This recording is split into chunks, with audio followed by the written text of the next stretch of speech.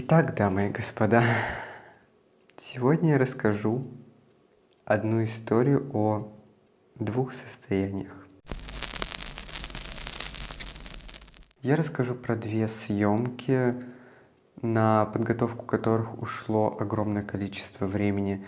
Я создавал два платья, мы подготовили два совершенно разных образа, которые перекликались между друг друга. Из одного образа, плавно переходящий в другой, и все это немного два разных состояния, но при этом это одна целостная история.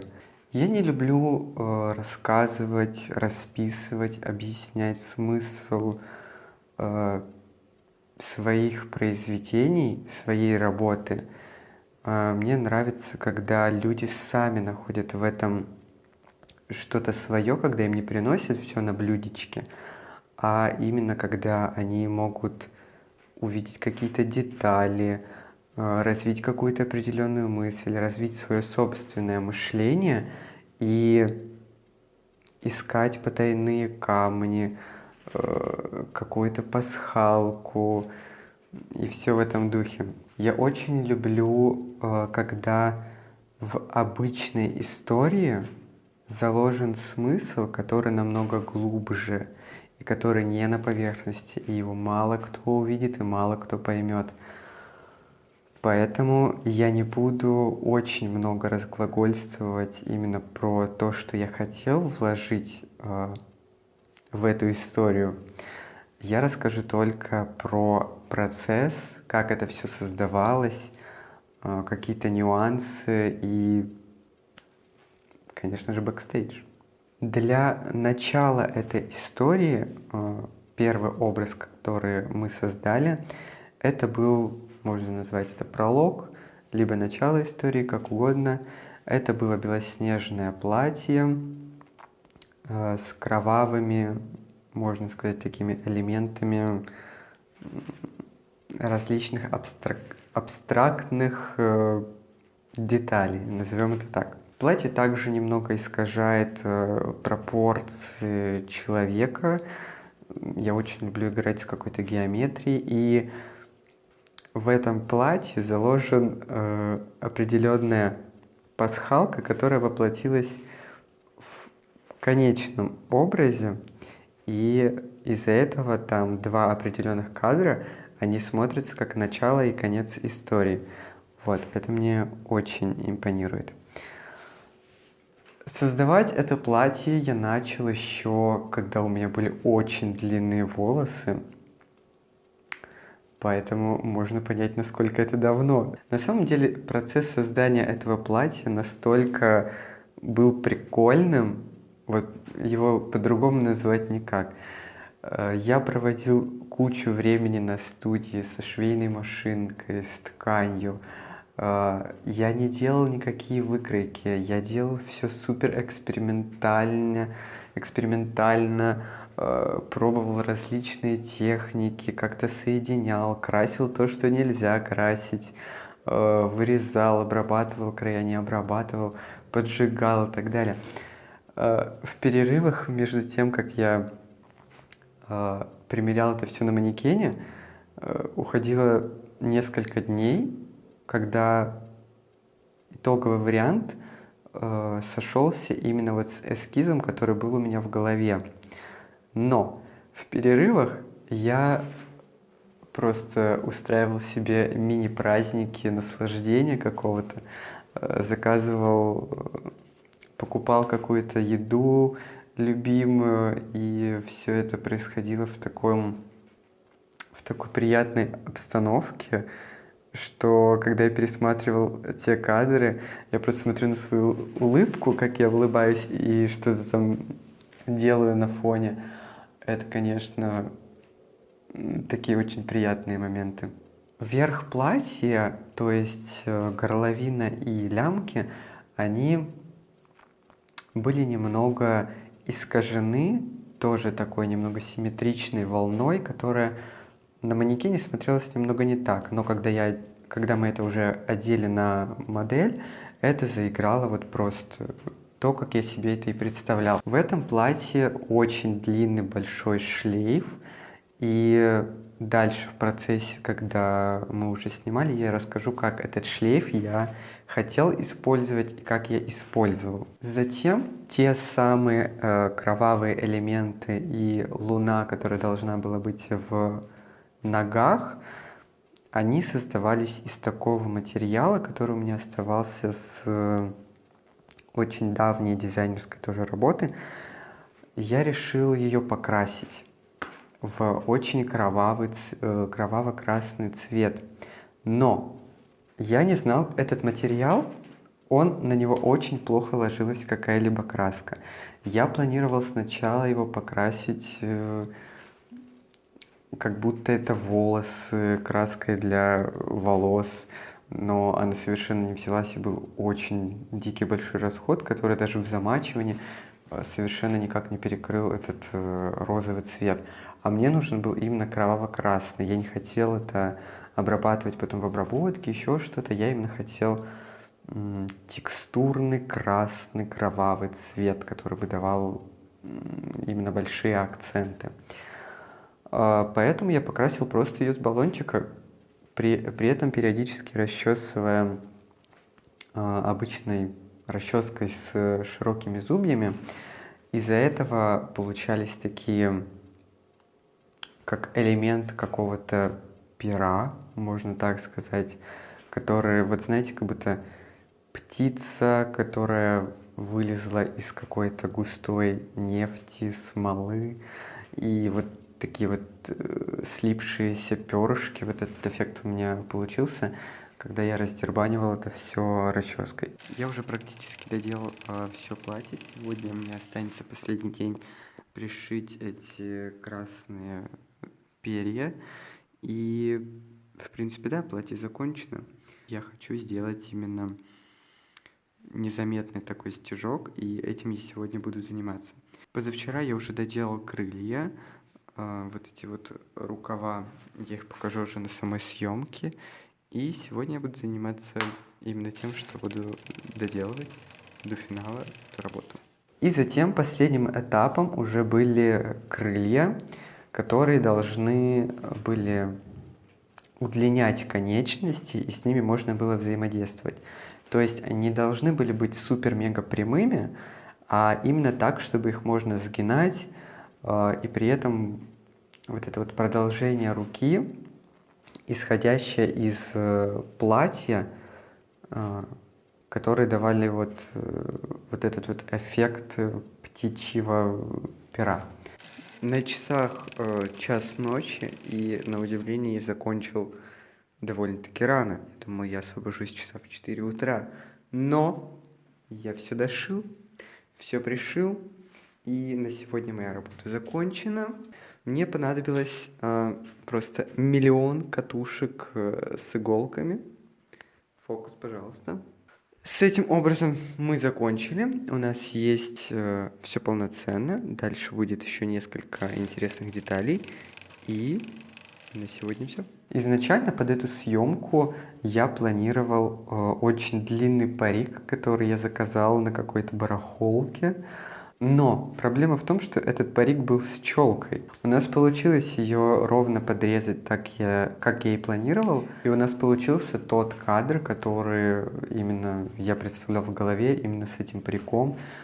Но проблема этого парика, да, то, что он супер-мега длинный, это все хорошо, но он перекрывал платье, и поэтому мы решили продолжить уже без него, как я и думал до этого. Также, чтобы придать динамику волосам и добавить такого, развивается ветер, развиваются волосы, платье, рукава и все остальное, мы притащили кучу вентиляторов, фен, но парик оказался немного тяжеловат, но те кадры, которые я хотел сделать, они довольно-таки получились. На самом деле настроение этого образа, такого драматичного, инопланетного, вот он прям сошелся именно в тот самый день.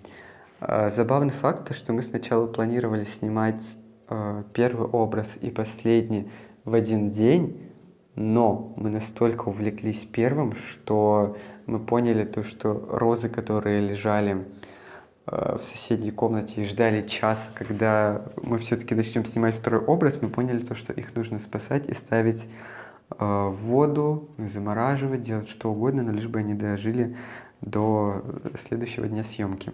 У нас получился такой потрясающий птичий макияж, который прям, мне кажется, это вот один из лучших мейков, которые мы вообще создавали в нашем прекрасном дуэте. Я считаю, это лучший эксперимент. Правда, мы заранее это все тестировали и пробовали. Поэтому на съемке мы уже примерно знали, что у нас конкретно будет. Но все равно какие-то детали мы доработали. И когда уже примерили платье и начали наносить макияж, все это заиграло в одну целостную картинку. Я хотел сделать полностью черное, мрачное пространство, чтобы я мог снимать абсолютно с любого ракурса, со всех сторон, чтобы модель могла передвигаться полностью в свободном себе движении и не было никаких ограничений. Поэтому мне пришлось сделать практически всю комнату в черное пространство. Я повесил ткань, которая была очень легкой. Я до сих пор не знаю название этой ткани. По-моему, это ткань для парника или что-то в этом роде. Она очень легкая, но если ее сложить в два слоя, она дает черный глубокий цвет, который мне и был нужен. Я завесил и потолок, и пол, и стены по бокам, и поэтому в процессе самосъемки я мог просто передвигаться практически на 360 градусов, искажать пространство и получать нужный ракурс, который мне нужен. Из источника света тут тоже небольшая личностная отсылка. Свет был сверху. Его можно назвать как театральным, когда в театре светят именно жестким светом вниз, и получаются такие четкие, жесткие линии, скулы, и все это подчеркивало текстуру платья, перьев и всего остального. Давало такой более глубинный, резкий и такой очаровывающий эффект объема и контраста. Очень забавный факт. Когда я монтировал бэкстейдж, я сделал видео под, можно назвать, классическую музыку. Знаете, такая вся драма, легкость. Вот знаете, когда что-то жесткое и под какую-то классическую музыку, допустим, балет, и под тяжелую какую-то музыку. Здесь, можно сказать, чуть-чуть наоборот, но немного гармоничнее. Забавно то, что на съемке у нас играла совершенно другая музыка.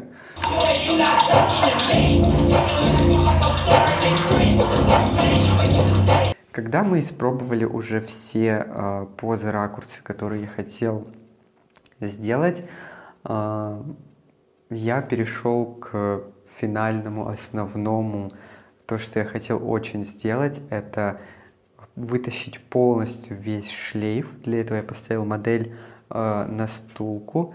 Она поднялась в полный свой весь рост. Кажется, что она метра 4-3, прям словно какая-то такая, знаете, статуя. Как будто она летит, парит, ломаные позы, наши любимые движения, работа с рукавами. На самом деле это все было довольно-таки сложно, поэтому нужно было контролировать абсолютно каждую деталь. Допустим, когда ты говоришь, чтобы человек повернулся в определенную позу, работал с руками и так далее, тебе нужно все это следить, отсматривать все детали, где что-то там вылезло, где-то там подправить, где-то защемить, прикрыть и все остальное, чтобы была полностью целостная, гармоничная картинка. И напоследок мы перешли уже, чтобы показать всю историю уже более внутри. То есть сам образ мы показали, и нам нужно зафиксировать более какие-то ближе детали, которые относятся к этой истории. А это именно портрет, который показывает полностью всю красоту макияжа, всю эту инопланетность истории, дыхание, легкость. Довольно-таки статичный может быть портрет, но в этих глазах, в той истории, которую ты вложил, рассказал человеку, человек это почувствовал, ты это почувствовал, случилось такое взаимопонимание. В какой-то степени это как актерское мастерство, когда ты вживаешься в роль, и работа, возможно, сценариста, режиссера, когда ты должен донести эту самую историю, состояние, боль до человека, чтобы он это принял или вытащил это где-то из глубины. Еще хотел уточнить то, что эти рукава, которые были как дополнительные крылья, чтобы сделать их более длиннее, мы засунули внутрь какие-то, по-моему, палки, либо штативы, либо что-то такое, чтобы не полностью засовывать руки до конца и управлять ими, а сделать их еще длиннее, еще более такими парящими. И когда ты, допустим, сгинаешь руку, у тебя рука удлиняется еще там в несколько раз, и получается еще больше такая симметричная, какая-то даже мифическая история.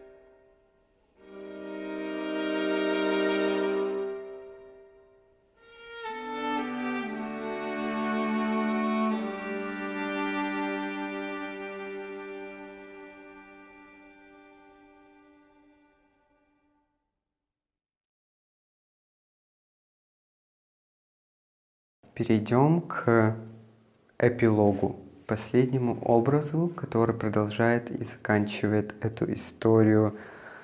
Может быть, никто не поймет. Вот. Мы переходим к технически. Первый образ был сложный, но там не было какой-то супер кропотливой работы. Единственное, это только то, что нужно было пришить и зафиксировать вот эти вот эффект смолы на перьях, можно это так называть, Луну и все остальные вот эти вот симметричные красные акценты, их нужно было очень хорошо зафиксировать, чтобы когда модель двигалась, они не отвалились, иголки не кололи, допустим, там кожу, еще что-то, а именно, чтобы это все могло двигаться в любом состоянии. Поэтому мне нужно было полностью все вручную это зафиксировать, на что у меня ушло больше всего времени именно вот в этом образе.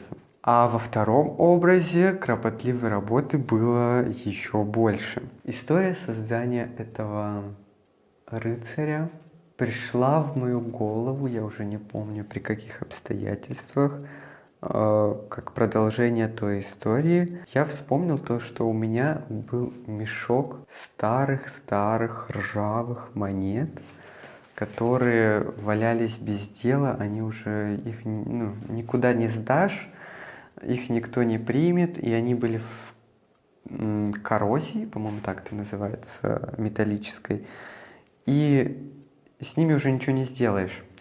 Поэтому я решил сделать из них шлем. Изначально у меня было несколько эскизов этого образа, но когда я нашел монеты, я понял, как он должен выглядеть окончательно. Супер массивный верх и супер нежный, неакцентированный, элегантный низ. То есть на верх у меня ушло очень много дней. Сначала я сделал каркас для основания, именно на который будет поверх уже ложиться сами монеты, чтобы они не развалились и не клеить их в воздухе. Это, по-моему, так логично и понятно. У меня ушло несколько дней примерок именно по вырезу, как должно смотреться там лицо, чтобы были видны скулы, не перекрывал макияж и все остальное, а именно вот акцент на лицо и на вот сам вот этот массивный рыцарский шлем. Давайте его так назвать. Я приклеил это все на клей-пистолет, и это держалось довольно-таки хорошо. По-моему, только, может быть, пару монет отклеились на самой съемке, но и то потому, что у нас случались некоторые конфузы, когда кто-то головой бился собственно, об само изделие. Но на самой съемке я даже приклеил клеем-пистолетом, и все держалось дальше прекрасно. Когда я понял, что у меня заканчиваются монеты, я понял то, что я хотел еще сделать перчатки, чтобы в самом процессе съемки добавить их в конечную тоже историю, чтобы перчатки были как имитация вот этих вот тоже монет, чтобы был акцент наверх, и потом добавить акцент на руки. Так как монеты закончились, брать обычные деньги мне не хотелось, потому что это было бы очень жалко, напрасно и так далее. И так было затрачено довольно-таки много сил, времени и всего остального. Поэтому я пошел более сложным путем. Я вырезал из картона форму монет, наверное, штук, я не знаю, 500. Ну вот весь большой картонный лист, он был полностью в этих кружочках от монет. Я, по-моему, натер себе мозоли на пальцах, потому что это все обводить, потом вырезать маленькими ножницами, чтобы это все было аккуратно. И затем я уже это все приклеивал на руке манекена, на белую перчатку, по-моему, медицинскую, либо что-то такое. Перчатки, которые были чуть выше локтя, и я на них сверху наклеивал уже эту картонную имитацию монет. По форме это выглядело очень даже похоже, правдоподобно, и мне кажется, даже, может быть, с первого взгляда, если посмотреть на фотографии, это будет незаметно. Шлем я покрыл потом в серебряный цвет. Перед этим я закрыл манекен пакетом, чтобы мой золотой манекен не стал серебряным наполовину. Если вы что-то красите, соблюдайте технику безопасности, чтобы все было с вами хорошо. Вот. И чтобы не покрасились никакие другие ненужные детали. И затем я уже покрасил перчатки, и все это сложилось в такой акцентный верх. Поэтому я уже перешел к созданию самого платья. Это платье должно было быть легким, чтобы можно было спокойно вытащить, допустим, какие-то конечности, ноги. Оно было легкое, но при этом вот к предыдущей истории относилось, к истории вот такого воина немножечко относилось.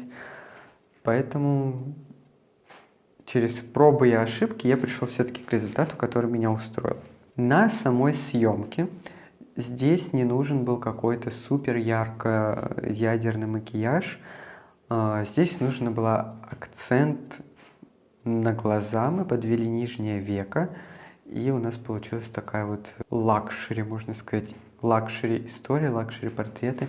Мы снимали с дневным светом, потому что, не знаю, мне почему-то эта история именно захотелось отснять именно вот с обычным жестким дневным светом. Нам повезло, еще были солнечные дни, и как раз вышло солнце, и мы отражали, собственно, вот эти вот лучи, блики, и получили вот такие вот прекрасные портреты. Также у нас было несколько дополнительных деталей, которые тоже составили важную роль в дополнении этой истории. У нас было очень много цветов, очень много роз. Наверное, ведра 3. 2-3 ведра, я думаю. Именно роз.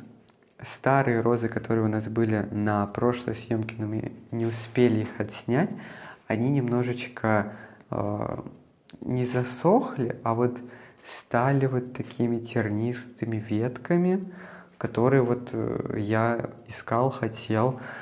И вот эта вот вся вот история, когда можно сделать именно тернистый путь, который я сделал потом в середине съемки, и получился такой кадр, я дополнил потом в самом конце и в начале, в принципе, в какие-то детали между рук, возле сабли, в какие-то детали там слева, сбоку, возле ног, такой маленький сад, и получились вот, в принципе, такие кадры, от которых еще была немножечко тень, которая давала такой динамический диапазон, можно сказать. И у нас был меч, который также стал важной деталью, но этот меч должен был не перегружать кадр, поэтому мы нашли, можно сказать, как саблю.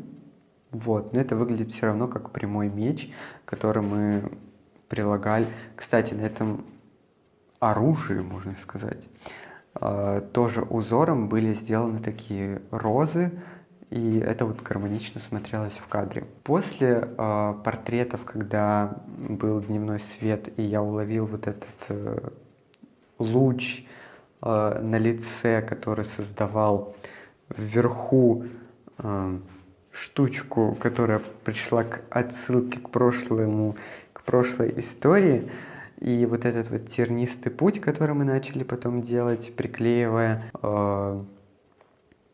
собственно, сами стебли розы на основание и снимать через них. И в самом конце, на самом деле, эта съемка была, наверное, очень быстрой, потому что мы знали, как отснять, что отснять. И в этом, собственно, костюме особо в разные позы не станешь, не повернешься, не ляжешь, не сядешь. Поэтому здесь уже история больше становления, статности и статичности, можно это так назвать. Вот. Здесь уже все вокруг данного образа создается по свету, по аксессуарам и всему остальному. И в конце мы добавили больше драматичности, когда ты уже проходишь после тернистого путя, у тебя остаются стебли, бутоны, розы, шипы. Все это на голове, и получились такие яркие, тоже свежие, акцентированные портреты.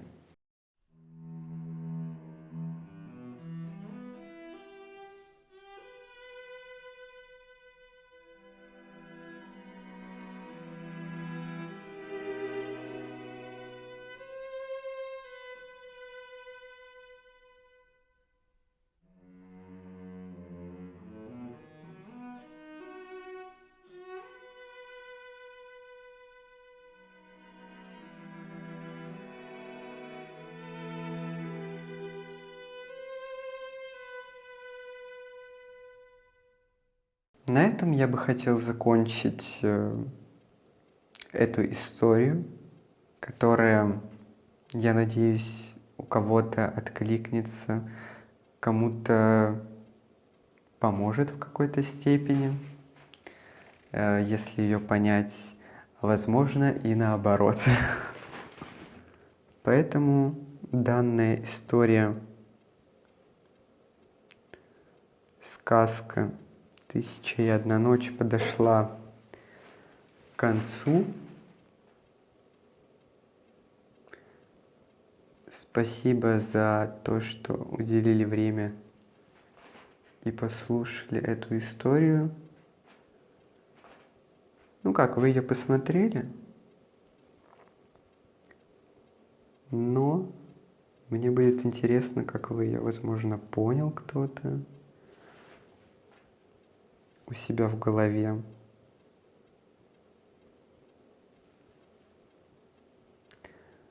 Одна история о двух состояниях, конец которой можно придумать самому. Фотографии можно найти в Инстаграме. Поэтому спасибо за просмотр. Спасибо людям, которые поддерживают меня на Патреоне. И до новых встреч.